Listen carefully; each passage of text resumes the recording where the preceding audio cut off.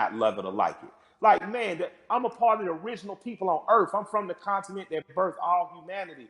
I think when you wear that proudly and unapologetically, and not from a place of needing someone to be below you, there's no reason for a people not to like me.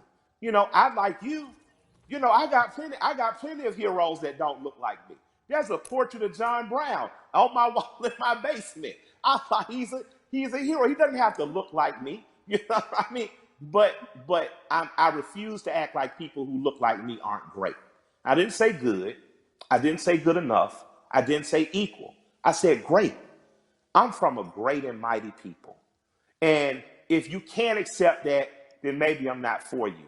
But I believe that because I am simply who I am, I believe that that gets accepted. Because you know what? I remember being on a tour bus, and I'm on there with a bunch of Northeasterners because of course, my rap partner's a white guy from Brooklyn. And we're on there and they're watching Swamp People, and everybody's laughing. And I come up and stagger into the front, and I look at it and I start smiling, and I look at the room and say, I got more in common with them than any of y'all. And I just walk to the back. Now, because it's the truth. I'm a Southern boy. My grandparents from Alabama and rural Georgia. I grew up more like people on those shows. So I think across cultural lines and across racial lines, people identify with me, but just because I'm your typical American guy. And I have some special things. I'm not going to deny that I'm special. I was a smart kid, went to Morehouse, had an understanding of some cool stuff. I married a beautiful woman. That helps, But I think that ultimately what resonates with people is that I'm a regular guy. One of my best friends in the world is a white guy from Brooklyn. So I think that people understand that I have the ability not to look past your race or ethnicity, not to look past who you are culturally, but to look at it and love it and learn from it without wanting to co-opt it or be it. What you're talking about in a very succinct and robust way is really allyship. And that's Absolutely. been a word that, yeah, it sounds like you have a lot of really great allies that are in your life. Now in this moment, I've gotten the question constantly. I assume you have too, about how to be an ally. What do I have to do? Right. I've had so many conversations with white people, like really good friends of mine in the last 2 weeks where all right, guys, I appreciate your enthusiasm, but but hold on. hold on a second, just relax. But nevertheless, that being said, is that what would you say to somebody who wants to not only be an ally but be a good ally? If you want to be a good ally in this moment, white corporation, white person with the means, that's a worthy allyship. On a ground level, if you're just working hard every week, you don't know what to do, you're an electrician, you're a plumber, grab one young man who doesn't look like you, a young woman, and teach them that trade. That's allyship. Allyship isn't just throwing the money, but if you got the big money, put it towards somewhere. But on a very real and basic level, my son had an accident with a man named Keith. I bought my son a car. My son Malik, with a very pretty girl in the front seat, rear-ended this guy Keith. Calls me. I pull up to Keith and the police officer. I say, if he'll allow me to handle this privately, I just don't want to call my insurance company because, I had just got in an accident. I drive fast. My son, Keith, in good faith, gave me the opportunity to do that. And me and this man became friends. I'm literally friends with this white man who told me about Atlanta pre-white flight and desegregation, who's taught me about fatherhood and the importance of presence in your child's life. That doesn't happen if we're not open for it to happen. So an allyship with white people doesn't have to be an organization of saving the world. But you do have to do what me and Keith did. You do have to, on blind faith, trust someone who doesn't look like you and allow that person to educate you. So an allyship is not just calling your black friend saying what I do. It's going to black organizations that might be local and saying, what am I do? It's calling your friend and saying, what's the next thing you're doing? And I want to be an extra set of hands. Doesn't mean you get to go to the black people meeting, but it does mean if they say, I'm going to feed people on Skid Row, you show up. And you show up with empathy and care, you do it. And I'm going to tell you, we need doctors in that space. We need lawyers in that space. We need legislators in that space. We need the people who are really empowered to be in that space, because there's some things that need to happen on ground level that once the grassroots people have gotten it here, there needs to be money put behind these things. A lot of the problems that we have now that are erupting could have been solved in 96, 2006, 2016, and all these other years, but we chose not to because we trusted the right thing's going to happen. right thing's not going to happen unless we make it. And after that, you have the potential to truly be brothers and sisters. You have the potential to be past the letting cultural, national, religious markers evict the fact that I know that I'm talking and I'm with a human being, and at our very core, past any physical difference, my job is to honor the soul of that other human being. So there's no need to have allies because I'm not at war. I truly have a brother and sister. There's no need to have an ally because there's no threat of war. I refuse to send any 18-year-old boy or girl off to die. And that has to be something that's much, much deeper than policy, much, much deeper than the human condition in the last 500 years. We have to get back to that. So that's my humble opinion. I don't know, where that takes white America, but I hope we stay standing up, fighting together. Mike, we've been having this great conversation, and a lot of people watching, they probably want to know, because again, these things happen in flashes where 1 minute we're talking about this, everybody's fired up, everybody's willing to do things, and then the next minute, the momentum dies. So how can the people who are watching now, how can they keep this conversation, this action, this momentum going? Take this conversation, get 8 to 10 people around you, your neighbors and people who live within 10 square miles, and start to see what you can do to affect. And then connect with other people that may be in closer proximity, 30, 40, 50 miles, even another city or places that are doing it right, in other places. Connect with those people and just if all of us do a little bit, no one has to do a lot. If all of us do a little, if all of us pick a little to do, no one will have to do a lot. That's a word right there. If we all do a little bit, nobody has to do a lot. Has to do a lot, absolutely. Nobody has to do a lot. Mike, I have enjoyed this conversation like I enjoy every conversation with you. I can certainly talk to you. Yes, it is mutual. The mutual respect and love of society right here. Thank you. And more importantly, thank you for everything you do on the ground. I mean, so many people, I knew that you tell the truth the way it needs to be told, but a lot of people during this time of crisis have been exposed to you and understand that, you really are for the people. This is called We the People. This is you all day long. So thank you for all the work and all the inspiration, all the words, everything that you're adding to this conversation, and more importantly, to this action. With that said, we have to say goodbye, but we don't have to get out of here just yet, because I'm gonna toss this on to my brother, Van Jules, who can take it from here.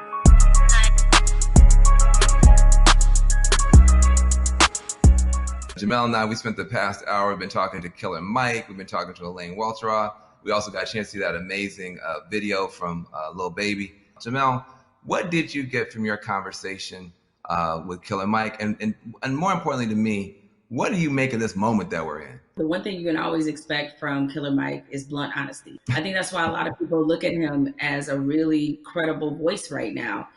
He's honest about what he knows and honest about what he doesn't know. So I think when you have those elements, that's going to always make for a pretty good conversation. I'm with you. This moment at the same time is welcome.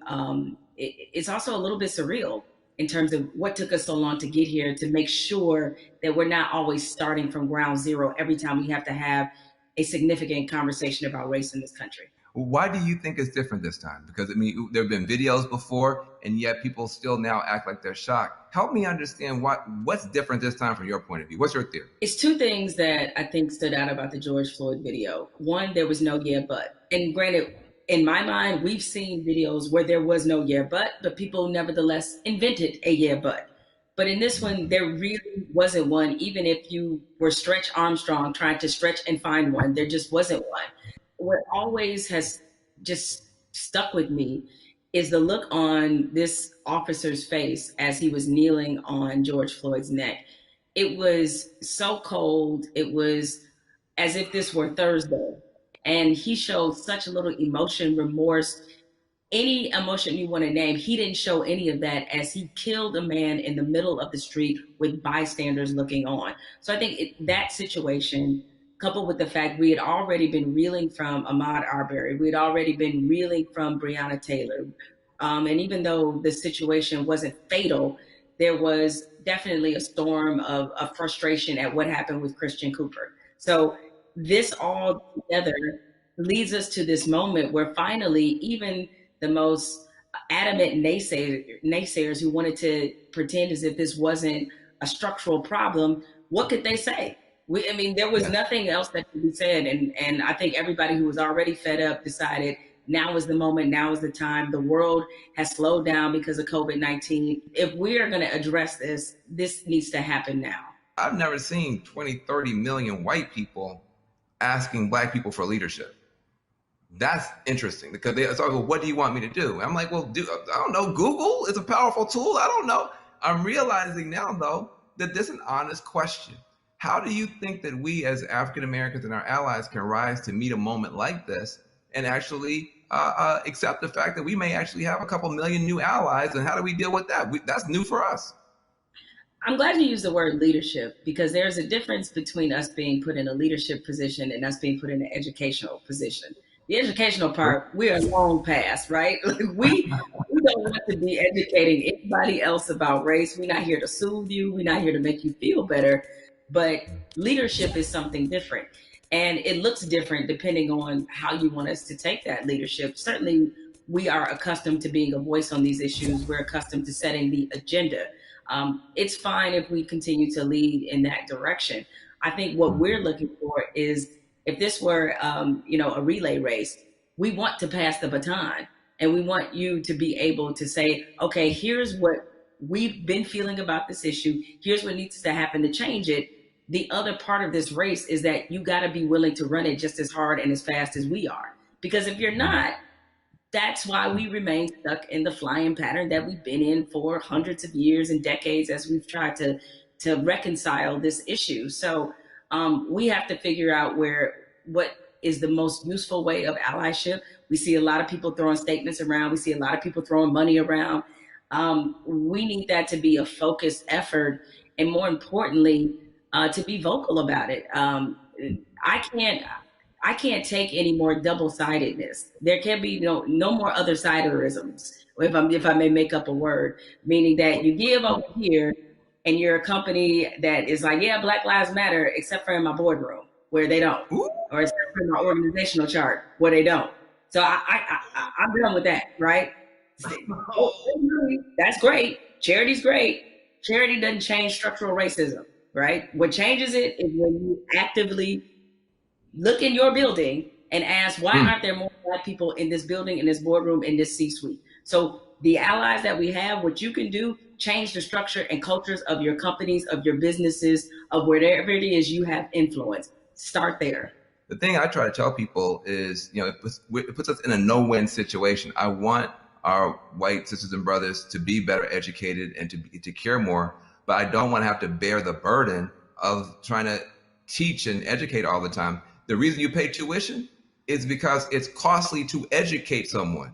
You coming up to me and saying, educate me, that's costly to me emotionally and from a time point of view. Also, I think we have to be very honest. Nobody would go up to somebody and say, teach me Russian in 5 minutes. And by the way, make me feel good about it. Right? I mean, you wait, hold on a second. Like, you want me to teach you about racism, which is the history of race in America is just as complicated as Russian. And you want me to teach you that in 5 minutes. And also, if I make you feel bad about it in any way, now I got to be your therapist too. And like you said, soothe you or whatever. That's got to stop. I would love for somebody to come to me and say, I made my whole family watch the 13th and read The New Jim Crow and read White Fragility. And we had a question on page 52. Now, hey, we can have that conversation all day long because you're doing your homework, but don't flop on me like you never heard of Google. If you wanted to know about cryptocurrencies or whatever, you find that stuff out before any Black person ever heard of it. So I'm sure you can educate yourself about anything you want to know. I have to say something to you because I've never gotten a chance to talk to you. I feel like I know you because I'm such a big, mad, crazy Stan and fan. But I love you to death. I just am so proud of you. I'm saying proud of you almost as Patrick. I am so proud that you exist. Where do you find the strength to continue to do what you're doing and say what you're saying, even in the face of opposition, to the point where now the whole world has to listen to you? Where did you find the strength when they weren't listening? I guess maybe this is just part of the Black woman's condition, is that we don't know any other way. And most of us, I come from a line of Black women who were just like this. My mother's like this. My grandmother was like this, where it's the old phrase we've all used as Black people, making a way out of no way.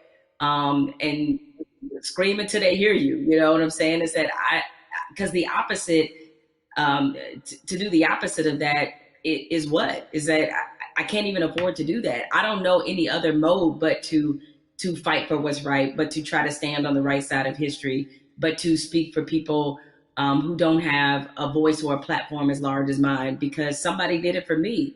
What advice do you have for people who want to have these conversations, maybe not as well spoken, not as well read as you might be, but who really are sincere and want to have a conversation? I think you have to start from a point of honesty and being real about what some of your beliefs, prejudice, biases are, where they come from, why you learned them. I think if you take anything else beyond race, as we get older, we do a whole lot of unlearning. Young folks, when you get to like your 30s, you do a whole lot of that, right? But yeah, my advice is to always start from the point of truth and honesty and self-awareness. And you'd be surprised what you can get accomplished just by digging into those things. I mean, if you know you come from a racist background, or if you come from where race was talking about a certain way, be honest about what those conversations were and what they taught you. And ask yourself, is this the kind of person that you really want to be? Yeah, I feel like there's a 21st century mindset and a 21st century skill set that, everybody's going to need a mindset of empathy. I mean, we're going to be dealing with people, every color, flavor, every kind of human being ever born. We all have to deal with each other now.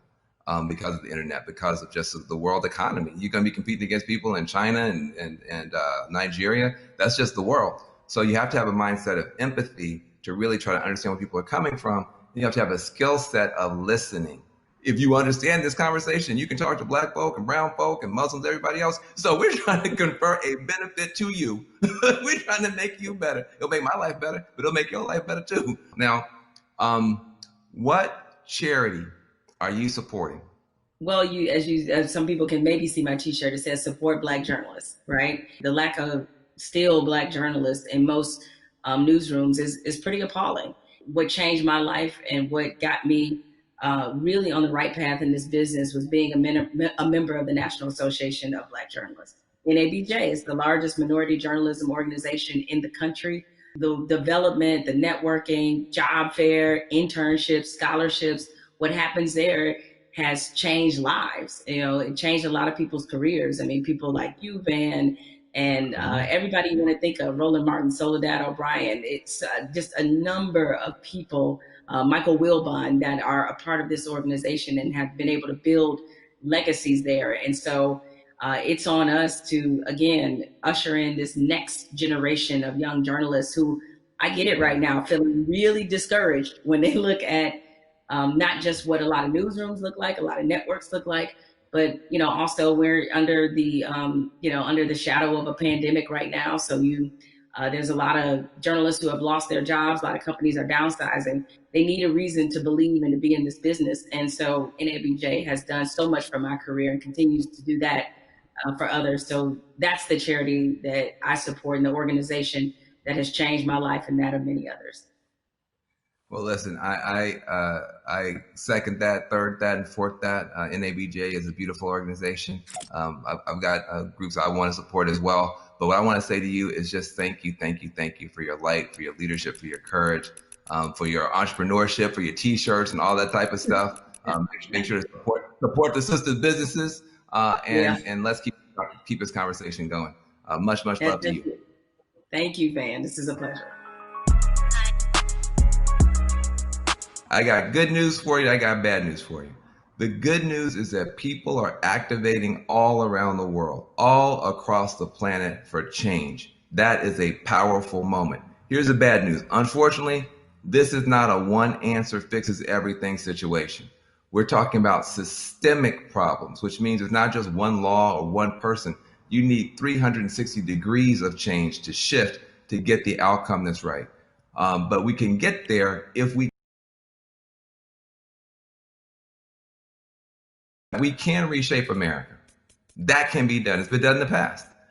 We can move the whole world in a better direction. So I hope that your cell phone right now is full of screenshots of these tools that we've been trying to give you to continue taking action from this virtual town hall. When the stream ends, the conversation should not end. We got to keep pushing. We got to keep going. We are in an important moment in history. And what you do is going to determine the outcome. 2020 is going to be talked about for 20 years, 100 years, maybe 1,000 years. But the future is not written. It's up to what you and I do and what you and I decide is going to happen. So I want to give a special thanks to the powerful voices that we've had, Elaine Welteroth, Killer Mike, Jamel Hill. Make sure you visit 50percentpledge.org to learn more about the power of money. Also visit my organization, reformalliance.com. We're trying to make a change. Let's be about it, not just talk about it. I'm Van Jones.